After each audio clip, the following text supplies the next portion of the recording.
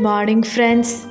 ഈശോയിലേക്ക് അടുക്കാൻ വേണ്ടി തൻ്റെ മുന്നിൽ വരുന്ന എല്ലാ സഹനങ്ങളെയും സ്നേഹത്തോടെ ഏറ്റെടുത്ത ഭാരതത്തിലെ തന്നെ ആദ്യ വിശുദ്ധിയായ വിശുദ്ധ അൽഫോൻസാമ്മയുടെ കൂടെയാണ് ഹൈഫൈ കിഡ്സിൻ്റെ ഇന്നത്തെ യാത്ര. So friends, let's here more about saint Alphonsa. വിശുദ്ധ അൽഫോൻസ ആദ്യ ഇന്ത്യൻ വനിത, ക്രിസ്ത്യൻ വിശുദ്ധിയും രോഗികളുടെ പാട്രോൺ സെയിന്റുമാണ്. കത്തോലിക്ക സഭ വിശുദ്ധയുടെ ചരമവാർഷിക ദിനമായ ജൂലൈ 28-നും തിരുനാൾ ആഘോഷിക്കുന്നു.